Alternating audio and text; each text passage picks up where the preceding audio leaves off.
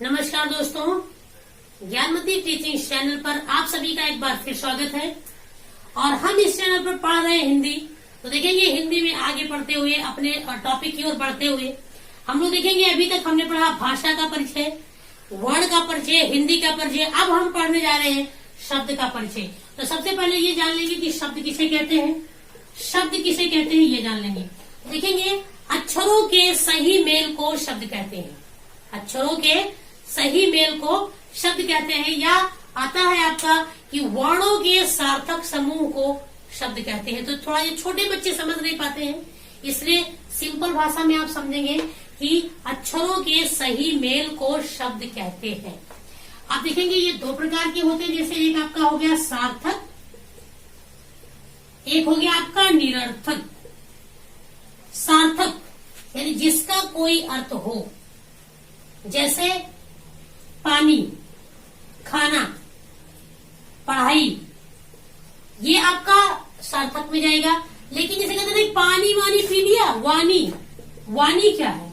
खाना वाना खा लिया तो वाना क्या है? पढ़ाई वढ़ाई कर लिया तो ये पढ़ाई क्या है? तो ये आपका निरर्थक, यानी जिसका कोई अर्थ ना हो वो निरर्थक, जिसका कोई अर्थ हो वो सार्थक। अब देखेंगे हम शब्दों का वर्गीकरण कैसे किए हैं। तो शब्दों का वर्गीकरण हमने 4 आधार पे किया है। कैसे कैसे शब्द को हम बांट सकते हैं, समझ सकते हैं। तो पहला है आपका उत्पत्ति के आधार पर, दूसरा है आपका अर्थ के आधार पर, तीसरा है रचना या बनावट के आधार पर, और आखिरी है अंतिम जो है वो प्रयोग के आधार पर। तो इन आधारों पर शब्दों का वर्गीकरण हमने किया है। तो आप देखेंगे पहला है उत्पत्ति के आधार पर। तो इसके कितने पार्ट है ये देखेंगे आप। तो तत्सम शब्द, तत्सम आपका हो गया, तद्भव हो गया, देशज शब्द, विदेशज और संकर शब्द, ये आपके उत्पत्ति के आधार पर शब्दों के प्रकार हैं। तो पहला है तत्सम, यानी जो संस्कृत के शब्द होते हैं उसी को हम तत्सम बोलते हैं। इसका अगर तत्सम शब्द किसे कहते हैं तो जो शब्द संस्कृत के जो शब्द हिंदी में आ गए वो तत्सम होते हैं। जैसे आपके अग्नि हमने लिख दिया, अग्नि, नेत्र, सूर्य और हस्त, ये सारे शब्द आपके संस्कृत के हैं। अब तद्भव यानी जो हिंदी के मूल शब्द होते हैं वो आपके तद्भव में रहते हैं। जैसे अग्नि तो आग, ये आपका तद्भव हो गया। नेत्र, नेत्र का आंख, सूरज, हाथ, ये सारे शब्द आपके तद्भव के होंगे जो हिंदी के मूल शब्द हैं। अब आपका आता है देशज, यानी जो हमारे देश के हैं, देश के शब्द जो देश में बोले जाते हैं। जैसे आपका लोटा, कटोरा, पगड़ी, टोटी, ठेठ, ये सारे शब्द आपके देशज है। यानी हमारे देश की बोले जाने, हमें देश में बोले जाने वाले जो होते हैं उन्हीं को हम देशज बोलते हैं। अब देखिए जैसे पेट, पेट भी आपका, पेट ये भी आपके देशज में जाएगा। विदेशज यानी विदेश की भाषा, जो विदेशी भाषाओं के शब्द हमारे हिंदी में आ गए हैं उन्हें हम विदेशज कहते हैं। जैसे चाहे वो अंग्रेजी के हो, अरबी के हो, फारसी के हो, चीनी हो, पुर्तगाली हो, कोई भी हो, तो वो आपका आता है विदेशज ही कहा जाएगा। जैसे रिक्शा, रिक्शा ये आपका जापानी शब्द है। जैसे आपका टेलीफोन, टेलीफोन, तो टेलीफोन है आपका यूनानी शब्द है। इसी तरह आपका होता है ऑफिस, आपका डॉक्टर हो गया, डॉक्टर, डॉक्टर भी आपका आएगा तो ये आपका अंग्रेजी का शब्द है। स्टेशन तो अंग्रेजी का शब्द है। इसी प्रकार से बहुत सारे, जैसे अचार, अचार भी आपका पुर्तगाली शब्द में जाएगा, अचार आपका पुर्तगाली में जाएगा। इसी तरह कानून हो गया, ये आपके फारसी में जाएगा। तो बहुत सारे शब्द आपको विदेशज में मिलेंगे, अरबी, फारसी और क्या है पुर्तगाली, चीनी, बहुत सारे शब्द हैं, भाषाओं के शब्द हैं। अब संकर, संकर का मतलब होता है मिश्रण या मिला हुआ, यानी जो शब्द दो भाषाओं के योग से बना हो, यानी दो भाषाओं से मिलकर बना हो। जैसे हम लोग लिखते हैं ऑपरेशन कक्ष, ऑपरेशन कक्ष। तो आप देखेंगे जो ऑपरेशन शब्द है ये आपका अंग्रेजी का है और जो कक्ष है ये आपका हिंदी का शब्द है। इसी तरह से जैसे हमने आपको लिख दिया कि जांच करता, तो जांच आपका ये हिंदी है, करता आपका संस्कृत शब्द है।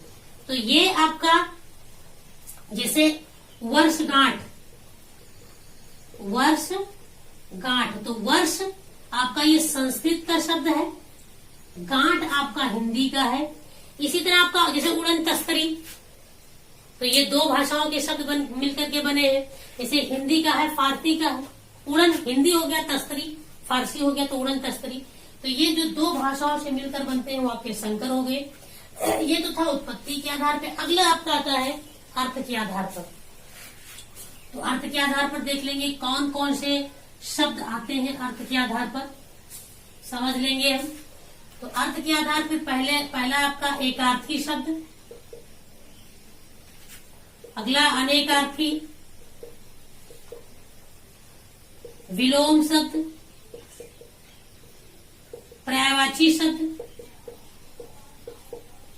और समश्रुति भिन्नार्थक शब्द। समश्रुति भिन्नार्थक यानी सुनने में एक जैसा और अर्थ लेकिन उसका अलग हो। तो एकार्थी यानी जिसका केवल एक अर्थ हो। एकार्थी का मतलब ऐसा शब्द जिसका केवल एक अर्थ हो। जैसे पुस्तक, आप पुस्तक को किताब के अलावा कुछ नहीं कह सकते। जैसे आपका नदी हो गया, पेड़ हो गया, लड़का हो गया, ये सारे शब्द आपके एकार्थी हो जिसका केवल एक अर्थ हो। अनेकार्थी का मतलब ऐसा शब्द जिसका दो मतलब हो। जैसे पानी, पानी का दो मतलब होता है।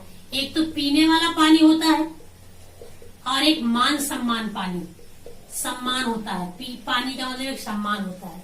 इसी तरह से आपका जैसे अंक, अंक का मतलब गोद भी होता है और अंक का मतलब आपका गिनती भी होता है। इसी तरह आपका हलधर लिख दिया हमने, हलधर, तो हलधर मतलब किसान भी होता है और हलधर बलराम को भी कहते हैं। जो कृष्ण के भाई बलराम है उनको भी हम हलधर कहते हैं।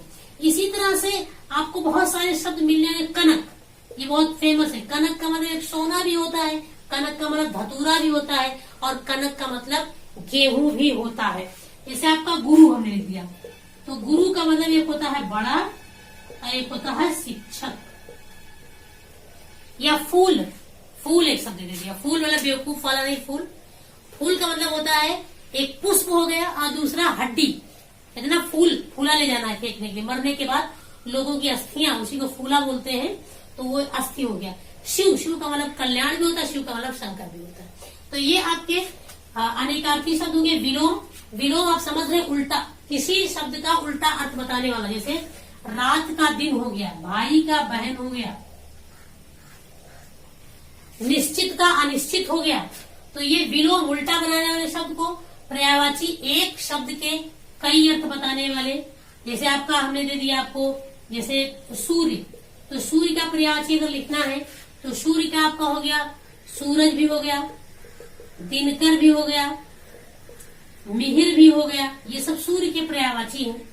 इसी तरह आपके चंद्रमा के पर्यायवाची तो चांद हो गया, रजनीश हो गया, रजनीपत हो गया। इसी तरह हवा, तो हवा को वायु, समीर, पवन, पानी को जल, सलिल, नीर। तो ये आपके हो गए पर्यायवाची शब्द। अब आता है आपका समश्रुति यानी सुनने में एक जैसा लेकिन अर्थ उसका अलग हो, वो होता है समश्रुति भिन्नार्थक शब्द। जैसे हमने लिखा एक अवधि और अवधि,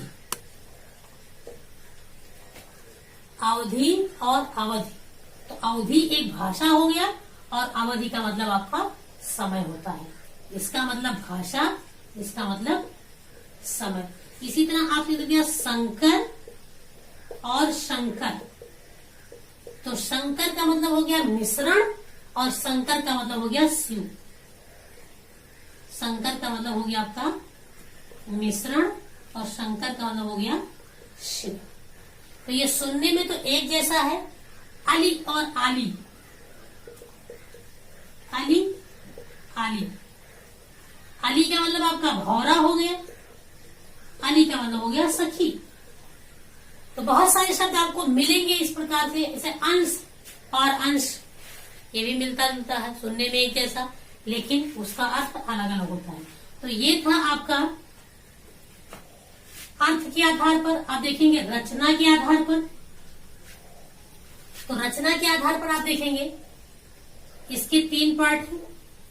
एक है रूढ़ शब्द, दूसरा है यौगिक शब्द, तीसरा है योग रूढ़ शब्द।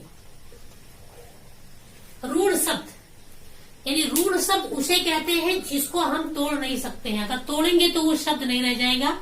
जैसे हमने लिख दिया पानी, या हमने लिख दिया खेत, पेड़, इसको आप तोड़ेंगे तो ये शब्द नहीं रह जाएगा। पानी तोड़ेंगे तो शब्द नहीं रह जाएगा, कोई मतलब ही नहीं बनेगा। तो ये रूढ़ है। यौगिक मतलब एक, 2 या 2 से अधिक शब्दों से मिल करके बना होता है, वो आपका होता है यौगिक। जैसे हमने लिखा रेलगाड़ी।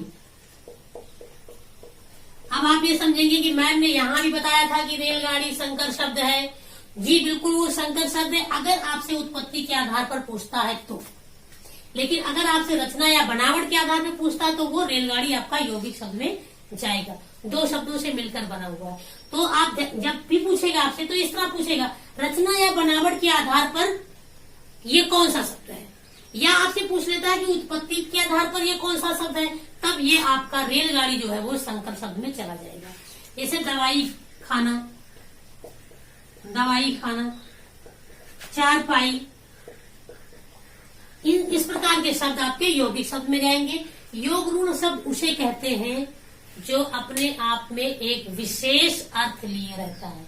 रहता तो यौगिक की तरह है, लेकिन इसमें एक विशेष अर्थ होता है। जैसे हमने लिखा नीलकंठ, यानी नीला है कंठ जिसका, अर्थात शिव। तो ये अपने आप में एक विशेष अर्थ लिए है, लेकिन इस आधार पे देखेंगे तो ये यौगिक 2 आपके शब्दों से मिलकर बना है, नील और कंठ। इसी तरह हमने लिखा आपका एक शब्द आता है चक्षुश्रावा। चक्षुश्रावा का मतलब क्या होता है, यानी आंख से सुनने वाला, अर्थात सांप, विषधर भी इसे कहते हैं। तब भी ये आपके योग रूढ़ में ये आएगा। पंकज, पंक, कीचड़ आज जन्म लेने वाला, कीचड़ में जन्मने वाला अर्थात कमल। तो ये अपने आप में एक विशेष अर्थ लेता है योग रूढ़ शब्द। अब आपका आता है प्रयोग के आधार पर। तो प्रयोग के आधार पर शब्दों के 2 भेद हैं। एक आपका है विकारी शब्द और दूसरा है अविकारी। विकारी का मतलब जिसमें कोई बदलाव हो जाए, अविकारी का मतलब जिसमें कोई बदलाव ना हो। जैसे इसी को हम अव्यय भी कहते हैं, अविकारी को हम अव्यय कहते हैं। और जब आप अव्यय चैप्टर पढ़ेंगे तो वो बहुत डीप में पढ़ेंगे, उसको बहुत अच्छे से उसको पढ़ेंगे, बहुत विस्तृत पढ़ेंगे। तो विकारी का मतलब जिसमें परिवर्तन हो जाए, अविकारी का मतलब जिसमें परिवर्तन ना हो। जैसे हमने लिख दिया कि बच्चा जोर जोर से हंसता है। ठीक, बच्चा एक वचन है, पुल्लिंग है, संज्ञा है। लेकिन जब इसी को हम बदल दें, बच्चा को बहुवचन में बदल दें, बच्चे, तब लिखा जाएगा जोर जोर से हंसते हैं। अब लिंग बदल दें, बच्ची लिख दें हम, तो बच्ची जोर जोर से हंसती है। अब आप देखेंगे जो ये जोर जोर है, ये आपका बदला नहीं, कुछ भी बदल दिया, ये बदलते चलेंगे लेकिन ये बदला नहीं, यानी ये आपका अविकारी आपके है। तो इसमें आपके बहुत सारे आएंगे, जैसे क्रिया विशेषण हो गया, समुच्चय बोधक हो गया, संबंध बोधक हो गया, विषमयादि बोधक होगा, ये हम आगे पढ़ेंगे। तो विकारी में हमारे आता है संज्ञा, सर्वनाम, विशेषण, कारक, ये सारे आपके विकारी में आते हैं जिसमें परिवर्तन हो सकता है। अविकारी में जिसमें परिवर्तन नहीं हो सकता है वो आता है आपका क्रिया विशेषण, संबंध बोधक,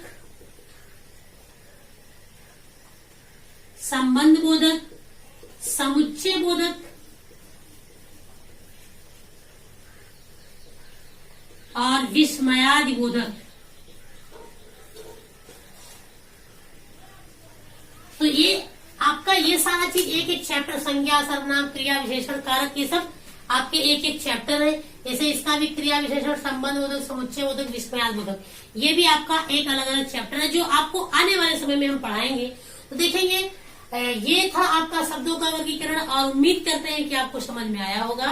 तो अगर आपको समझ में आया है तो आप इस वीडियो को शेयर करिए, दूसरों तक पहुंचाइए ताकि दूसरे भी इसको पढ़ें और समझ सके। तो देखेंगे हमारे जो चैनल है, इस चैनल को आप अधिक से अधिक शेयर करिए, लाइक करिए, कमेंट्स करिए।